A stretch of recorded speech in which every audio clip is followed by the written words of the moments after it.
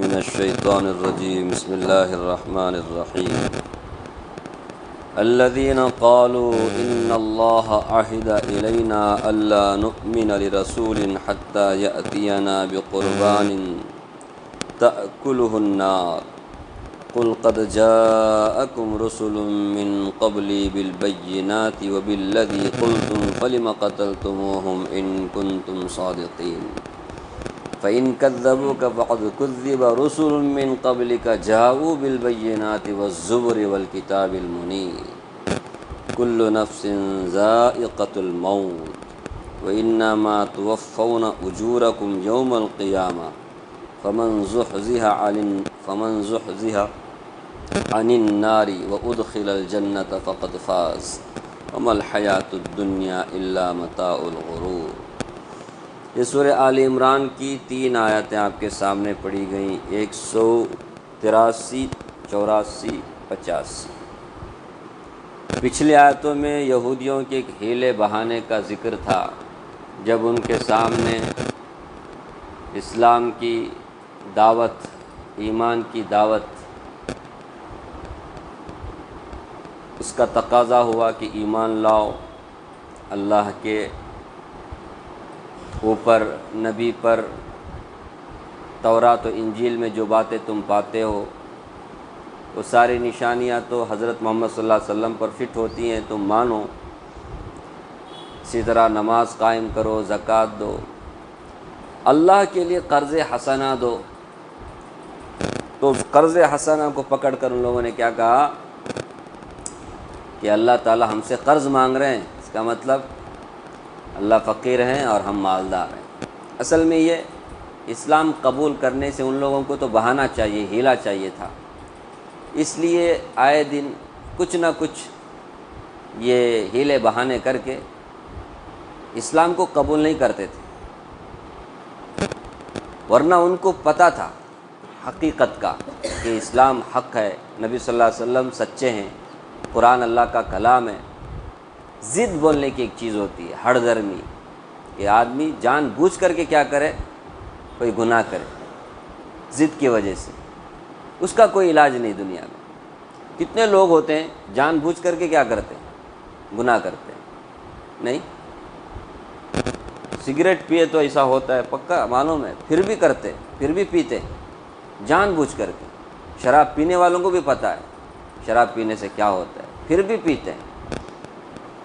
تو ضد ہڑ درمی، اس کا کوئی علاج دنیا میں نہیں۔ تو ان کے اندر ضد ہڑ درمی کوٹ کوٹ کر کے بھری ہوئی تھی، اس کی وجہ سے یہ ہیلا بہانے کر کے اسلام قبول نہیں کرتے، کیونکہ اسلام قبول کرنے میں ان کا بڑا نقصان تھا، دنیا کا، ان کی سرداری ختم ہو سکتی تھی۔ حلال حرام میں جو تمیز نبی سکھاتے ہیں، وہ سارے تمیز ان لوگوں کو کیا کرنا پڑتا تھا، اس کا فالو کرنا پڑتا تھا۔ اب یہ سود رشوت کے ذریعے سے یہ کیا کرتے تھے، پیسے کمایا کرتے تھے اور اپنی تجوریاں بھرا کرتے تھے۔ ان کو پتہ ہے کہ نبی کو مانیں گے تو نبی کے کہنے کے مطابق کیا کرنا پڑے گا، زندگی گزارنا پڑے گا، تو ایسے میں بہت سارے خواہشات سے ہاتھ دھونا پڑے گا، عہدے منصب سے اپنے آپ کو محروم کرنا پڑے گا۔ اس لیے وہ لوگ ماننے کے لیے، آج بھی کتنے لوگ ہیں بیچارے، ماننے کے صورت میں کیا کرنا پڑتا ہے، ان لوگوں کو تھوڑا چھوٹا بننا پڑتا ہے، تھوڑا سا دنیا کا نقصان اٹھانا پڑتا ہے، اس لیے وہ لوگ کیا نہیں کرتے۔ تو رسول اللہ صلی اللہ علیہ وسلم کے زمانے میں یہودی اکثر اسلام قبول نہیں کیے جان بوجھ کر۔ تو پچھلی آیت میں ایک بہانہ تھا، یہ جو آیتیں آپ کے سامنے پڑھی گئی، ان میں بھی ایک بہانہ اللہ تعالیٰ نے ان کا ذکر کیا ہے کہ یہ کس طرح بہانہ اور ہیلا کرتے تھے، بہانہ بنایا کرتے تھے اسلام قبول کرنے سے۔ جب ان سے کہا جاتا ایمان قبول کرو تو ایک بہانہ وہ یہ بتاتے تھے کہ اگر رسول اللہ صلی اللہ علیہ وسلم،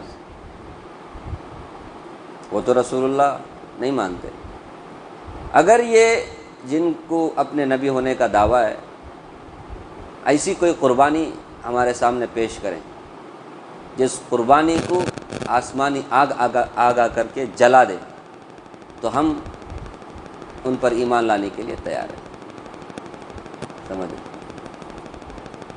جبکہ ان کو پتہ ہے یہ سچے نبی ہیں، پھر بھی کیا ہے، کچھ ہیلا چاہیے نا، کچھ بولنے کے لیے، یہ نا ہم نے ایمان کیوں نہیں قبول کیے، اس کا ایک وجہ یہ ہے، ہم نے ایک مطالبہ کیا تھا آگ سے، کیا کہتے ہیں، آسمان سے آگ آ کر کے قربانی جلائے تو ہم ان کو مانیں گے، اب یہ اس معجزے کو پیش نہیں کیے، قربانی کو پیش نہیں کیے، اس لیے ہم ایمان نہیں لائے، بہانہ چاہیے۔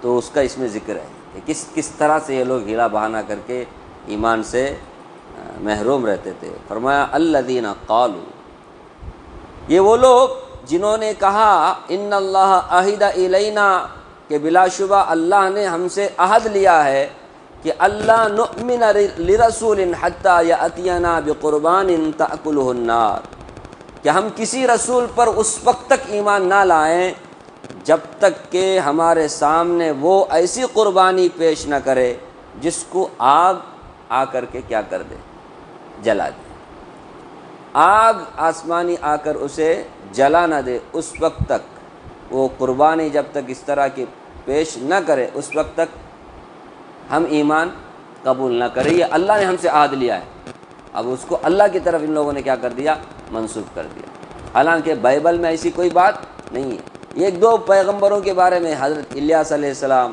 حضرت سلیمان علیہ السلام کے بارے میں، لیکن ہوا کیا، ان لوگوں نے پیش کیا، مانے، ان لوگوں نے مانا نہیں مانا،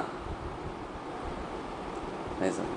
آپ تو جانتے ہی ہیں رسول اللہ صلی اللہ علیہ وسلم کی امت کے لیے غنیمت کا مال بھی کیا ہے، حلال ہے، اور اسی طرح قربانی کا گوشت جب قربانی کرتے ہیں مسلمان تو ایک دوسرے کو کھلا بھی سکتے ہیں، خود بھی کھا سکتے ہیں، سمجھ رہے؟ پہلے زمانے میں ایسا نہیں تھا، پچھلی شریعتوں میں قربانی کی قبولیت کے لیے اس کو ایک پہاڑ کے اوپر کسی کھلی جگہ پہ رکھنا پڑتا تھا، آسمانی آگ آ کر جلاتی تو وہ قربانی قبول ہوئی، یہ اس بات کی علامت ہوتی تھی، اگر آگ نہ جلاتی تو وہ قربانی اللہ کے یہاں قبول نہیں ہوئی، یہ علامت سمجھی جاتی تھی، سمجھ۔ غنیمت کا مال اس زمانے میں حلال نہیں تھا، جنگوں میں جو دشمنوں کی طرف سے جو بھی مال ملتا تھا، جو بھی سامان ملتا تھا، وہ استعمال نہیں کر سکتے تھے مسلمان، پھر کیا کرنا پڑتا تھا، ایک جگہ اکٹھا کر کے آسمانی آگ آ کر کے اسے کیا کرتی تھی، جلا دیتی تھی، یا یہ خود ہی جا کر کے جلا دیتے، کیونکہ استعمال کرنے کی اجازت نہیں ہے۔ لیکن امت محمدیہ کے لیے اللہ تعالیٰ نے یہ سہولت رکھی، فَكُلُوا مِمَّا غَنِمْتُمْ حَلَالًا طَيِّبًا، اللہ نے فرمایا سورہ انفال میں ہے کہ غنیمت کا جو مال ہے وہ حلال ہے، طیب ہے، پاک ہے، تم اس کو کھاؤ، تم استعمال کر سکتے ہو۔ یہ امت محمدیہ کی خصوصیت ہے، یہ رسول اللہ صلی اللہ علیہ وسلم کے امت ہونے کا صدقہ ہے کہ غنیمت کا مال مسلمانوں کے لیے کیا کر دیا گیا ہے، حلال کر دیا گیا ہے۔ قربانی یہ بھی کھا سکتے، کھلا سکتے، ہاں، حتیٰ کہ غیر کو بھی کھلا سکتے، دے سکتے، کوئی حرج نہیں۔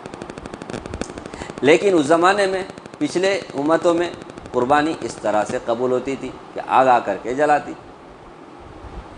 آپ تو اس سے پہلے حضرت آدم علیہ السلام کے دو بیٹوں کی قربانی کا بھی قصہ سنا ہوگا، ان دونوں میں آپس میں جھگڑا ہوا، تو جس کی قربانی قبول ہوگی اس کو وہ لڑکی نکاح میں دے دی جائے گی، اس طرح سے شرط رکھی گئی۔ تو حابیل قابیل دونوں نے قربانی پیش کی، حابیل کی قربانی کو آسمانی آگ نے آ کر جلا دیا، اس کا مطلب اس کی قربانی قبول ہوئی۔ اب آیا قابیل کو غصہ، اس کی قربانی قبول نہیں ہوئی، آگ نے آ کر اسے جلایا نہیں، تو غصے میں آ کر اس نے حابیل کو، اپنے بھائی کو مار دیا۔ یہ بھی آپ نے نہیں آگے آئے گا، لیکن اس سے پہلے 2 مرتبہ تفسیر ہوئی، آپ نے سنا ہے۔ تو اس ٹائم پہ بھی دیکھو، سب سے پہلے قربانی حضرت آدم علیہ السلام کے بیٹوں نے دی تھی، یاد ہے، سب سے پہلے قربانی، تو وہاں پر بھی کیا ہے، آسمانی آگ آ کر کے اس کو جلائے، قبولیت کی وہ علامت تھی۔ تو یہ آسمانی آگ آ کر جلانا یہ قبولیت کی علامت ہے۔ تو ان لوگوں نے کیا کہا، یہودیوں نے، کہ ہمیں اللہ نے کہا ہے، اللہ نے ہم سے عہد لیا ہے کہ ہم کسی بھی رسول پر اس وقت تک ایمان نہ لائیں جب تک وہ ایسی کوئی قربانی پیش نہ کر دے جس میں آگ آ کر کے ان کی قربانی کو کیا کر دے؟ جلا دے، تب جا کر ہم مان سکتے ہیں۔ یہ ان لوگوں نے کہا۔ اللہ تبارک و تعالیٰ نے اس کا جواب دیا، قل، پیغمبر آپ کہیے، قد جاءکم رسل من قبلی بالبینات، تمہارے پاس میرے سے پہلے بہت سارے پیغمبر آئے، میں اکیلا نہیں، میں تو آخر میں آیا ہوں، میرے سے پہلے بہت سارے رسول، آپ تو جانتے ہیں بنی اسرائیل میں قریب 4000 پیغمبر آئے۔ کتنے؟ 4000، کیسی زبردست قوم ہے لوگ۔ تو میرے سے پہلے بہت سارے نبی تمہارے پاس آئے، بالبینات، بہت سارے معجزات لے کر کے، واضح دلائل لے کر کے، وبالذی قلتم، اور اس دلیل کو بھی لے کر آئے جس کو تم نے کہا، کیا؟ آسمانی آگ آ کر ان کے قربانی کو جلا دے تو ہم ایمان لائیں گے۔ یہ جو تم نے مطالبہ کیا، ایک ڈیمانڈ رکھا ہے نا، یہ ڈیمانڈ جو تم نے ابھی رکھا، اس ڈیمانڈ کے مطابق وہ رسول کیا کرے؟ پورا کیے اس ڈیمانڈ کو، انہوں نے اسی قربانی انہوں نے پیش کی۔ پھر بھی تم نے فلم قتلتموہم، تم نے ان کو کیوں قتل کیا؟ ان کنتم صادقین، اگر تم اس بات میں سچے ہو کہ قربانی پیش کریں گے تو ہم مانیں گے، یہ جو تم بولتے ہو نا جھوٹ ہے، یہ ایک ہیلا ہے۔ اگر قربانی پیش کر بھی دیں گے نا تب بھی تم کیا کرو گے؟ ایمان نہیں لاؤ گے۔ رسول اللہ صلی اللہ علیہ وسلم کے زمانے میں مشرکین نے اور یہودیوں نے کیا کیا نشانیاں پوچھی، وہ نشانیوں کو پیش کرنے کے باوجود بھی، وہ دلیل دینے کے باوجود بھی ایمان نہیں لایا۔ جس کو نہیں لانے کا ہوتا ہے نا وہ اسی طرح ہیلے بہانے کرتے رہتے ہیں۔ اب دیکھو چاند کے 2 ٹکڑے ہوئے، ان کے مطالبے کے مطابق ایمان لائے، کیا کہا انہوں نے؟ یہ جادو ہے بول دیا۔ اللہ سے زیادہ کون جانتا ہے انسان کی نفسیات کو؟ اللہ نے فرمایا آپ کہیے پیغمبر، میرے سے پہلے جو رسول آئے انہوں نے تمہارے ڈیمانڈ کے مطابق قربانی پیش کی، انہوں نے وہ دلیل، وہ علامت، وہ نشانی پیش کی تمہارے سامنے، پھر تم نے ان کو کیوں قتل کیا؟ حضرت الیاس علیہ السلام کے بارے میں آتا ہے، بائبل میں بھی ہے کہ الیاس علیہ السلام جس قوم میں آئے، یعنی بنی اسرائیل میں، تو اس ٹائم پہ بعل نامی بتوں کی یہ پوجا کرتے تھے۔ تو پوجا کرنا منع ہے، شرک ہے، نہیں کرنا چاہیے، ایک اللہ کی عبادت کرنا چاہیے۔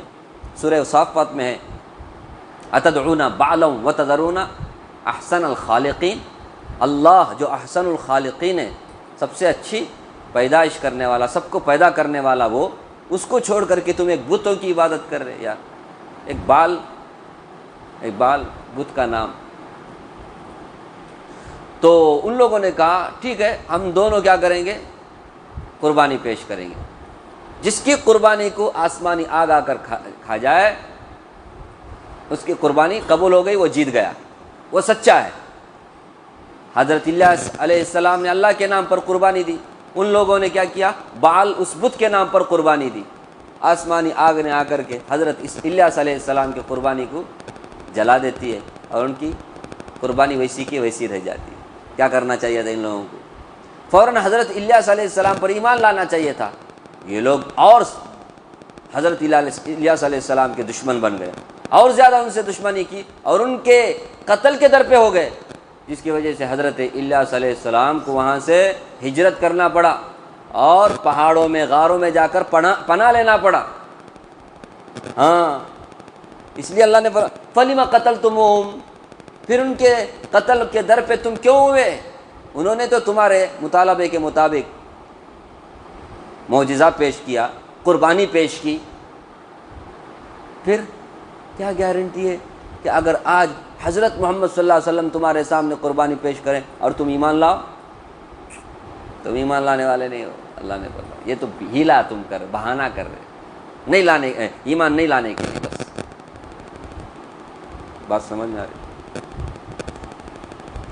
تو قل قد جاءکم، پیغمبر ان کے اس مطالبے کا آپ جواب یہ دیجئے کہ قد جاءکم رسول من قبلی، میرے سے پہلے بہت سارے نبی آئے، رسول آئے، بالبینات، معجزات لے کر کے، الگ جو دلائل ہیں نبوت پر وہ الگ، وبالذی قلتم، اور جو تم نے کہا نا وہ دلیل بھی لے کے آئے، یعنی ایسی قربانی انہوں نے پیش کی، جس کو آسمانی آگ نے آ کر کے جلایا، فلم قتلتموہم، پھر تم نے ان کو کیوں قتل کیا، قتل کے در پہ کیوں ہوئے؟ ان کنتم صادقین، اگر تم اس بات پہ سچے ہو، اگر واقعی تم اس بات پر سچے ہو کہ ایسی قربانی پیش کریں گے تو ہم ایمان لائیں گے۔ کیا گارنٹی ہے؟ تم نے تو اس سے پہلے بھی تو قتل کیا ہے، ایمان نہیں لائے ہو۔ سمجھ؟ آگے رسول اللہ صلی اللہ علیہ وسلم کو تسلی دی جا رہی ہے۔ رسول اللہ صلی اللہ علیہ وسلم سب سے زیادہ غمگین ہوتے تھے، کیسے کیسے مطالبے کرتے ہیں، میں کیا کیا ان کے سامنے بات رکھتا ہوں، ان کو پتہ ہے کہ میں سچا نبی ہوں، پھر بھی کیا کرتے ہیں لوگ، ایمان نہیں لاتے، جھٹلاتے، کتنا ان کو تکلیف ہوتی تھی، اس کا اندازہ ہم نہیں لگا سکتے۔ اندازہ لگانا تو ان آیتوں کو دیکھیں جس میں جگہ جگہ اللہ تعالیٰ نے رسول اللہ صلی اللہ علیہ وسلم کو تسلی دی کہ پیغمبر فَإِن كَذَّبُوكَ، اگر وہ لوگ آپ کو جھٹلاتے ہیں، آپ کو نبی نہیں مانتے اور اپنی آخرت برباد کرنا چاہتے، فَإِن كَذَّبُوا فَقَدْ كُذِّبَ رُسُلٌ مِّن قَبْلِكَ، آپ سے پہلے بھی بہت سارے نبیوں کو اسی طرح جھٹلایا گیا، یہ کوئی نئی بات نہیں ہے، آپ سے پہلے بھی بہت سارے پیغمبران آئے، ان کے ساتھ بھی ایسا ہی ہوا، ان کو بھی ماننے والے تھوڑے تھے، نہیں ماننے والے، جھٹلانے والے بہت تھے۔ سمجھ رہے؟ اگر یہ آپ کی تکذیب کر رہے ہیں تو آپ سے پہلے بھی بہت سارے پیغمبروں کو، سمجھ رہے، تسلی ہوتی کہ نہیں، جس میں سب خوش ہیں، ایک ہی آدمی غم میں ہے تو اس کو ٹینشن زیادہ ہوتا ہے، اب میرے جیسا غم میں دوسرا بھی مبتلا ہے بولے تو ہاں ذرا تسلی ہوتی ہے، کیا ظاہر ہے، سچی بولے، ایک انسانی فطرت نہیں ہے، نہیں فطرت نہیں فطرت ہے انسان، اگر سب اچھے ہیں اکلا تو تھوڑا ٹینشن زیادہ ہوتا ہے، اللہ رمن ادو سے تسلی ہوتی ہے تھوڑا سا۔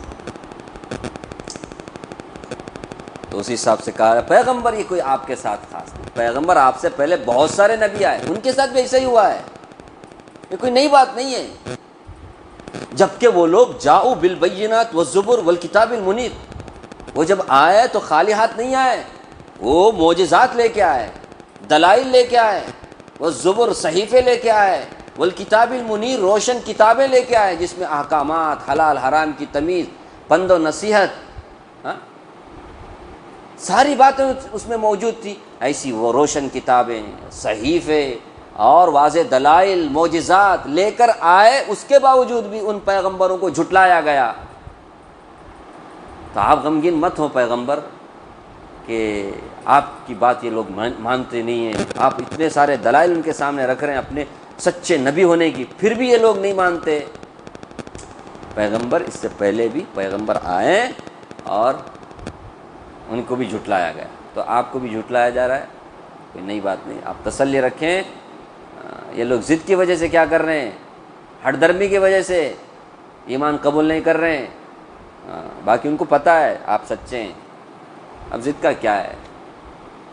کل نفس ذائقۃ الموت، ہر ایک انسان کو موت کا مزہ چکھنا ہے، کہاں ان کو آزادی ملنے والی ہے، کتنے دن یہ عائش کریں گے، جھٹلا کر کے، منمانی کر کے، حرام حلال ایک کر کے، یہ لوگ حرام خور حرام کاری میں مبتلا، کتنے دن کریں گے، وقت کے پیغمبر کو جھٹلا رہے ہیں، کتنے دن۔ کل نفس ذائقۃ الموت، ہر انسان کو موت کا مزہ چکھنا ہے۔ قرآن کریم میں 3 مرتبہ کہا گیا کل نفس ذائقۃ الموت، ایک ہے آل عمران 4 پارے میں، اور ایک ہے 17 پارے میں، کتنے پارے میں 17 سورہ انبیاء میں، اور ایک ہے سورہ عنکبوت میں 21ویں پارے، کل نفس ذائقۃ الموت، ہر ایک انسان کو موت کا مزہ چکھنا ہے۔ اصل میں یہودیوں میں، نصرانیوں میں ایک فرقہ ہے، ان کا ایک عقیدہ ہے، سب کا ہے یا کچھ لوگوں کا ہے، اللہ عالم۔ علماء تفسیر نے لکھا ہے کہ موت کا آنا انسان کے پاپ اور اس کے گنہگار ہونے کی علامت ہے، سمجھ رہے، ایسا وہ سمجھتے ہیں۔ جبکہ موت جو ہے نا، یہ زندگی کی ایک طبیعی، اس کا کیا بولتے ہیں، زندگی ہے نا، زندگی، اس زندگی کا طبعی نتیجہ ہے، یعنی زندہ اگر کوئی ہے تو پھر اگر کوئی پیدا ہوا ہے تو اسے مرنا ہے، یہ پکی بات ہے، اس کا کوئی انکار نہیں۔ یہ کوئی گناہ کرنے کی وجہ سے موت آتی ہے، نیک آدمی ہے تو اسے موت نہیں آتی، ایسا نہیں ہے۔ اگر ایسا ہوتا تو سارے انبیاء زندہ ہی رہتے، کوئی نہ مرتا۔ تو یہ کیسا عقیدہ ہے کہ موت کا آنا یہ پاپ اور گناہ ہونے، پاپی ہونے کی علامت ہے، گنہ گاروں کچھ موت آتی ہے، نیکوکاروں کو موت نہیں آتی۔ کل نفس ذائقۃ الموت، ہر ایک انسان کو کیا ہے؟ موت کا مزہ چکھنا ہے، کوئی اس سے مستثنی نہیں ہے۔ اس لیے ایک جگہ اللہ نے فرمایا افإن مت فہم الخالدون، اگر آپ مریں گے یہ لوگ کیا ہمیشہ رہنے والے؟ ارے ہر ایک انسان کو مرنا ہی ہے۔ اصل میں لوگ انتظار میں تھے کب انہوں مریں گے تو ہم لوگ انہوں مریں گے تو کیا تم لوگ زندہ رہو گے؟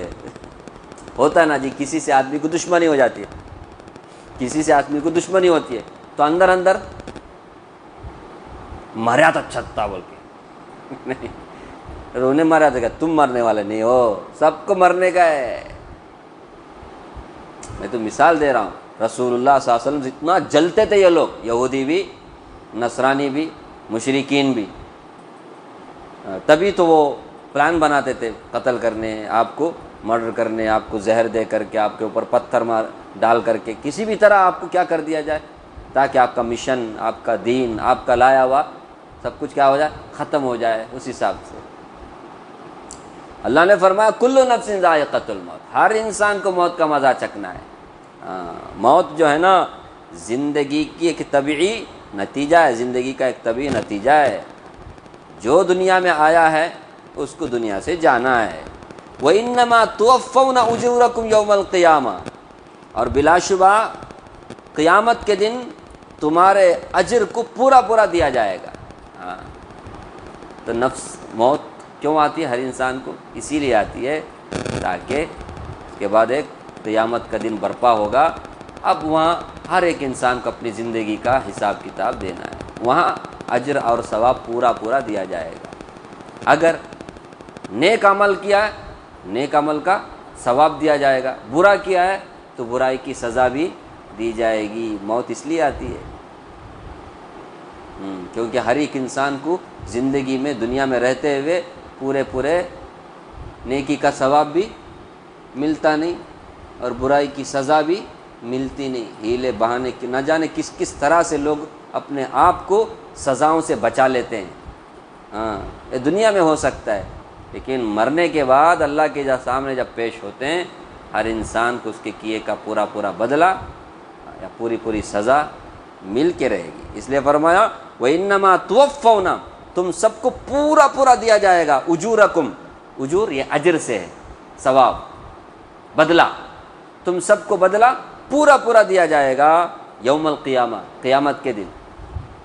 فمن زحزح عن النار، اب اگر کوئی جہنم کی آگ سے دور کر دیا گیا قیامت کے دن، وادخل الجنہ، اور جنت میں داخل کر دیا گیا، فقد فاز، وہ ہے کامیاب، وہ ہے سکسیس۔ جو ہم لوگ سمجھتے ہیں سکسیس دنیا میں رہتے ہوئے، اصل یہ کامیابی نہیں۔ کروڑ پتی بن گیا، بہت بڑے دیش کا پریزیڈنٹ بن گیا، پرائم منسٹر بن گیا، اولمپکس میں اتنے گولڈ لے لیے، فلاں کامیابی کیا کہتے ہیں، کامیابی کی علامتیں نہیں۔ کامیاب پھر کون ہے؟ کامیاب تو وہ ہے جس کو جہنم سے دور کر کے جنت میں داخل کر دیا گیا، یہ اصل میں کامیابی۔ اس کامیابی کے لیے انسان کو کیا کرنا چاہیے؟ دنیا میں زندگی گزارنا چاہیے، ورنہ تو وَمَا الْحَيَاةُ الدُّنْيَا إِلَّا مَتَاعُ الْغُرُورِ، دنیا کی زندگی تو دھوکے کا سامان ہے، صبح و شام یہاں دھوکہ ہی دھوکہ ہے۔ کوئی چیز کا ٹھکانہ ہی نہیں ہے دنیا میں، کسی بھی چیز کا ٹھکانہ ہے کیا؟ دھوکہ ہی ہے نا۔ یہ خود صحت ہی ہمارے لیے دھوکہ ہے، یہ صحت کب تک رہے گی پتہ نہیں، کب بیمار ہوں گے پتہ نہیں، زندگی خود بھی ایک دھوکہ ہی ہے۔ کیا خیال ہے؟ دنیا کی ہر چیز میں ہی، اور سب سے بڑا دھوکے باز تو شیطان ہی ہے، روزانہ ہم لوگوں کو وسوسے ڈالتے رہتا ہے، کس چیز کی لالچ ہرس میں مبتلا کر کے ہم لوگوں کو جنت سے دور کرنے، نیک اعمال سے دور کرنے کی کوشش کرتا رہتا ہے۔ یہ دنیا بھی ایسے ہی ہے، دنیا کی رنگینیاں بھی انسان کو کیا کرتی ہیں؟ آخرت سے غافل کر دیتی ہیں۔ اس لیے اللہ نے فرمایا دنیا کی زندگی کیا ہے؟ دھوکہ ہے، اس میں دنیا کی چیزیں بھی دھوکے باز ہیں اور خود شیطان بھی بڑا دھوکے باز ہے۔ اس لیے دنیا کے دھوکے میں مت آؤ، اپنی آخرت کو خراب مت کرو، اپنی آخرت کو بناؤ، کوشش یہ کرو کہ مجھے جہنم میں نہیں جانا، جنت میں جانا۔ اب اس کے لیے کیا طریقہ ہے؟ اس کے لیے ایک ہی طریقہ ہے کہ وقت کے پیغمبر کی بات مانو، وقت کے پیغمبر کی بات مانو، اس کی فکر کرو۔ ہیلے بہانے کر کے نبی کو جھٹلانا یا اپنے آپ کو برباد کرنا ہے۔ تو وَمَا الْحَيَاةُ الدُّنْيَا إِلَّا مَتَاعُ الْغُرُورِ، دنیا کی زندگی بس ایک دھوکے کا سامان ہے نا۔ کوئی بھی چیز یہاں پرماننٹ ہے کیا؟ ٹیمپرری؟ کیا بولتے اللہ، کبھی کبھی خوشی ہو رہی ہے، خوشی گھر میں منع، اسی ٹائم پہ دکھ ہو جاتا ہے، کسی کا کچھ ہو جاتا ہے۔ ادھر بریانی کھا رہا ہے، ایک فون آیا، ایسا گھر میں کیا ہے؟ کوئی بھی چیز یہاں کامل نہیں ہے، سب انکمپلیٹ ہے، اور اتنا انکمپلیٹ نہیں، عارضی ہے، کیا بولتے ہیں اس کو؟ ٹیمپرری۔ کوئی بھی چیز یہاں پر، اس لیے دل لگانا ہے، کس پہ دل لگائیں گے آپ؟ کس سے دل لگائیں گے؟ کوئی بھی چیز ایسی نہیں ہے دنیا میں جس کو چھوڑ کر کے آپ نہیں جائیں گے۔ بچوں سے دل لگائیں گے، مال سے دل لگائیں گے، کمائی سے دل لگائیں گے، کس سے دل لگائیں گے؟ موت آئی تو سب کو چھوڑ کے جانا ہے، اور موت کب آئے گی، کس کی، کب، پتہ ہی نہیں۔ اس لیے دل لگانے کی اگر کوئی چیز ہے تو وہ اللہ کی یاد ہے، قرآن ہے، پیغمبروں کے فرمان ہے، کیا بولتے ہیں؟ دل لگا، کیونکہ مرنے کے بعد یہی چیزیں کام ہے، کیونکہ اللہ نے پہلے فرمایا مرنا ہے، اور پھر اس کے بعد تم سب کو قیامت کے دن اپنے عمل کا پورا پورا بدلہ ملنا ہے۔ تو عمل کا بدلہ ملنا ہے بولے تو برا عمل کرے گا کوئی، برا عمل کرے تو سزا ملے گی، نیک عمل کرو تاکہ ثواب ملے۔ یہ اللہ نے تھوڑا موقع دیا ہے دنیا میں، ہر ایک 60 سال 70 سال، یہ 60-70 سال ایک ایوریج ہے، ورنہ تو کسی کو 30 سال میں بھی جانا پڑتا ہے، 20 سال میں بھی جانا پڑتا ہے، 15 سال میں بھی جانا پڑتا ہے۔ موت کا تماشا تو روزانہ ہوتے رہتا ہے، اس لیے اپنے آپ کو آدمی تیار کرے۔ آدمی اپنے موت کو یاد کرے گا نا تو پھر اس کی آدھی اصلاح اسی میں ہو جاتی ہے۔ سب سے بہترین تقریر کیا بولتے ہیں؟ وائز، سب سے بہترین خطیب موت ہے بول، خالی ایک مرتبہ موت کو یاد کرے بس وہ فلٹر ہو جاتا ہے، ایک دم کلین ہو جاتا ہے، سارے وسوسے خیالات پور ہو جاتے ہیں۔ موت کو یاد کیا تو بس پورا برابر ہو جاتا ہے۔ اسی لیے لوگ موت کو جلدی یاد کرتے نہیں، اتنی غفلت میں رہتے، بھول بھی جاتے، دنیا میں ایسا زندگی گزارتے، ایسا بناتے اپنا چھوڑ کے جانے کا ہے نہیں، یہیں رہنے کا، ایسی زندگی گزارتے۔ ایسا نہیں ہونا چاہیے، موت کو یاد کرو اللہ تعالیٰ۔ ٹھیک ہے، اللہ تعالیٰ مجھے